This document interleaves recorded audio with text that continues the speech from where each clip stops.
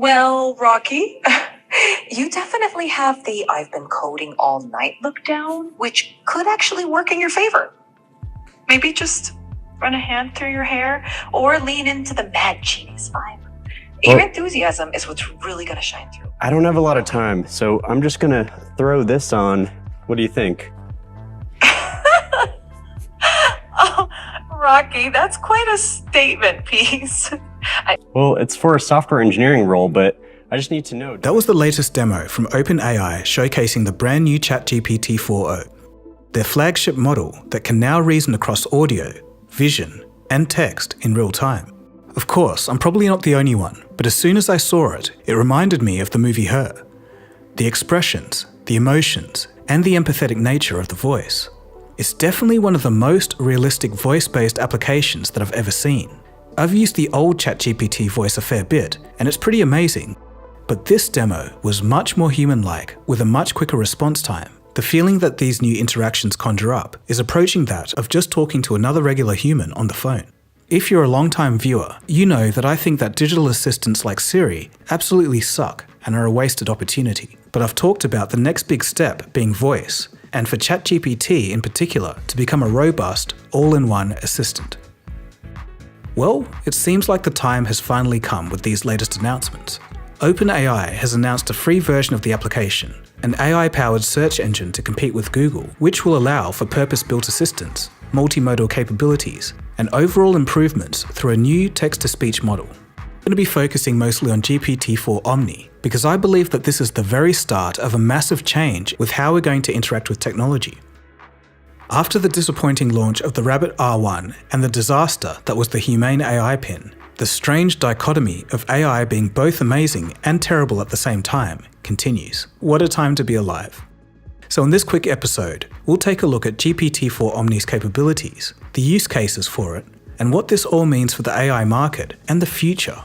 It's going to be an interesting one, so let's get into it. GPT-4o, where the O stands for Omni, is significantly different from everything else I've seen so far. The primary reason is its capability to naturally interact with humans. Details like its laugh, the quirky remarks, and the speech cadence all makes this something we've never quite seen before. According to OpenAI, it can respond to audio inputs with as little latency as 232 milliseconds, with an average latency of 320 milliseconds, and that's similar to a human response time during conversation. Because it supports larger context windows, it can handle longer, more complex tasks without getting confused and losing the context of the original request. Pair it up with vision and speech integration and allow it to mimic a personality, and you're looking at a real digital. You can choose from a wide range of voices to represent the assistant, but it's not all just aesthetics. Benchmarks indicate improved reasoning across multiple categories. It's also more efficient and cheaper. As companies like Humane and Rabbit launched their AI hardware this year, one of the most common questions posed was, why can't this just be an application on a phone? I've mentioned in one of my episodes, the new segment of AI hardware devices might be over even before they start. Let's roll the clip.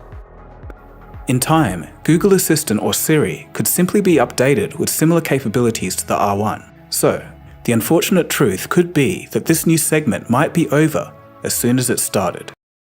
I feel that the latest update from OpenAI does exactly that. It may have just killed handheld AI devices. And to be fair, the recent updates and announcements from Google and Meta are proving that other companies are in hot pursuit. But the use cases go well beyond that. A few weeks ago, I did a video on Figure, an AI robotics company that uses OpenAI software to power its humanoid robots. Can you explain why you did what you just did while you pick up this trash?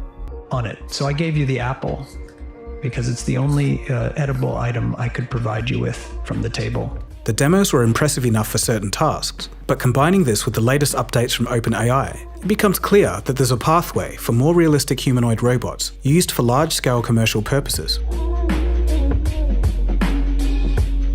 One of the best use cases for such technology is for those with a visual disability. Mike Buckley is the chairman and chief executive of Be My Eyes, an app that helps blind or visually impaired people connect with users for everyday tasks. In late 2023, he talked about their collaboration with OpenAI. Quote, "People who were blind or have low vision were directly involved in the development and honing and improvement of the product. When a lot of other companies would have ignored it, OpenAI put it on the front burner." End quote. As part of the latest announcements, OpenAI and Be My Eyes showed how the app could be used for the blind or visually impaired. Is the king in residence at the moment? Yes, it looks like the king is in residence right now. The royal standard flag is flying above Buckingham Palace, which is a signal that the monarch is present. How exciting to be there while the king is home. But that's not all. It can sing. We're ChatGPT, and ChatGPT is a bass with a deep, low, booming voice. And is a French soprano with a high-pitched, excited voice. Okay, so what I want you guys to do today is, it's Friday, May 10th, and we're in San Francisco. I want you to sing me a song about this. I want you to layer over each other, and I'm going to continue to give you instructions as you sing. Okay? San Francisco in the month of May. San Francisco in the month of May. The 10th, it's a Friday, come what may. We are harmonizing. We are harmonizing. Great, thank you. Act as a translator in real time. Hey, how's it been going? Have you been up to anything interesting recently? Hola, ¿cómo te ha ido? ¿Has hecho algo interesante últimamente? Hola, bien. Sí, un poco ocupado aquí preparando un evento para la semana que viene. Hey, I've been good. Just a bit busy here preparing for an event next week. Recognize text and form appropriate responses. Okay, I see it. No, I didn't show you yet. Just give me help along the way. 1 second. Whoops, I got too excited. I'm ready when you are. So, ChatGPT. What equation did I write down there? I see it now. You wrote down 3x plus 1 equals 4. Yep, Let's exactly. So what's the first step I should take to try to solve this? The first step is to get all the terms with x on one side. And I have a lot of unknown values in my life. I'm totally convinced I'm going to learn math now. I love that attitude. Math can definitely help solve some of life's mysteries. Whenever you're ready to dive into more math, I'm here for you. Anything else you'd like to tackle today? Show it to me whenever you're ready. Okay, so this is what I wrote down. What do you see? I see. I love ChatGPT. That's so sweet of you. Hey, ChatGPT. Hey there. How's it going? Yeah, it's going really well. I was wondering if you could help me with a coding problem today. Of course. I'd love to help you out. What's the coding problem you're dealing with? Okay, I'm going to share with you some code. 1 second. Sure thing. Take your time. Okay, so I just shared some code with you. Could you give me a really brief one-sentence description of what's going on in the code?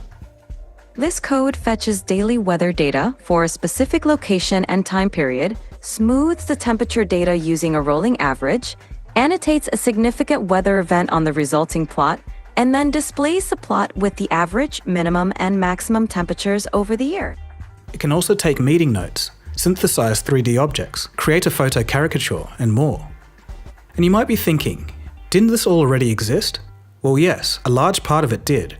But without the speed, accuracy, or in the case of an assistant, the human-like interaction, which in my opinion adds a whole new dimension to it all. Devices like the R1 and Humane Pin would recognize objects and talk back to you, but they'd often get it wrong or fail completely. I'm still bitter about how those launches went, by the way. But in saying this, attempts at a human-level assistant stretches even further back. If you can cast your minds back to Google Duplex, which I covered 6 years ago in an episode, they integrated the technology into Google Assistant so it could make a phone call on users' behalf.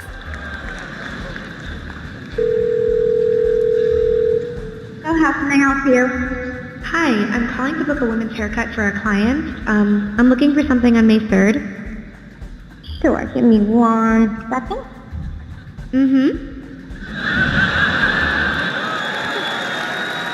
At the time, it was very impressive, but Google did what Google does and largely left the concept on the table. Whether they were just too early or it was a missed opportunity is a separate conversation. But compared to OpenAI's announcement, you can already see a major difference in the way the conversation takes place. Another fascinating use case is seeing a student get help in real time with their schoolwork. To try out some of their new technology. And so we're curious about how good it might be at tutoring someone in math on Khan Academy. So let's get it started. It's loading up. All right, make sure I can see our screen. Actually, in this format, Hello there. I can't. I'm here with my son, and I'd love you to tutor him on this math problem, but don't give him the answer. You can ask questions and nudge him in the right direction, but I really want to make sure he understands it himself. And he's here in the room, so you can talk to him directly. Of course, I'd be happy to help. Let's look at the problem together. Can you first identify which sides of the triangle are the opposite, adjacent, and hypotenuse relative to angle alpha? All right, so I'm pretty sure this is the angle alpha right here, right? Perfect. That's correct. Now, looking at the triangle, which side do you think is the hypotenuse? Remember the hypotenuse? I'm not totally sure. I think it might be this one, but I really am not sure. This side AC? You're close. Actually, side AC is called the adjacent side to the angle alpha. The hypotenuse is the longest side of a right triangle and is directly opposite. Seeing a young student get help in this way could end up being revolutionary. But before that can be the case, we definitely have to fix these hallucinations. If the AI is telling the kid something wrong, that could do more harm than good. Hallucinations are basically answers from an AI which are incorrect or simply misleading. Basically, it makes things up. Despite improvements, that's not going to go away anytime soon. But speaking of education and the young, this opens up a broader conversation.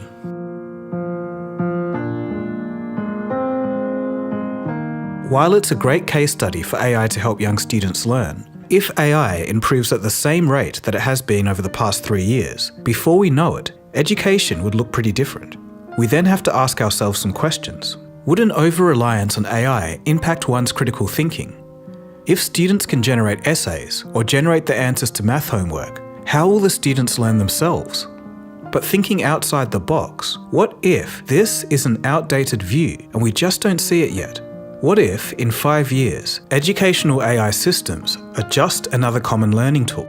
Imagine a free AI package that also happens to be the world's best tutor. It could be flexible to any student's needs, forever attentive, on-demand 24/7, and can explain concepts in the specific way that an individual student can understand. If in the future students will benefit from AI or will be held back by it, still remains to be seen. But there's another problem, even before we can start thinking about such future scenarios. Right now, if unsupervised by someone who doesn't know the knowledge, how do we know what the AI is spitting out is even correct in the first place? For university-level education, for example, what if it's hallucinating answers left and right? But that's not all. There might be a strange emotional component that we haven't really seen in technology before.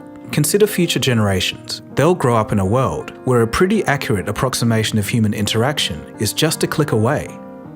It's going to mimic cleverness, empathy, and even personality. For those in Gen Alpha and below, would an emotional bond form? And will this subsequently reduce face-to-face interaction even further, adding to social anxiety and other mental health issues? Nobody knows, but these are questions worth thinking about. For adults, this will be taken a step further. As we all know how good mate Theodore in the movie Her fell head over heels with his artificial intelligence chatbot. It's not going to be long before a large number of people will look at personal AIs for companionship. We're already seeing the rise in romantic AI partners, even in such a primitive state.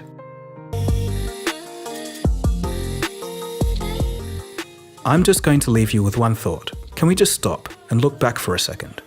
3 years ago, people were amazed when a computer could roleplay in text or solve simple riddles. But now, we have real-time voice interaction, complete with a bubbly, expressive personality. The progress is insane. Where we end up is anyone's guess. Regardless, it's an interesting time to be alive.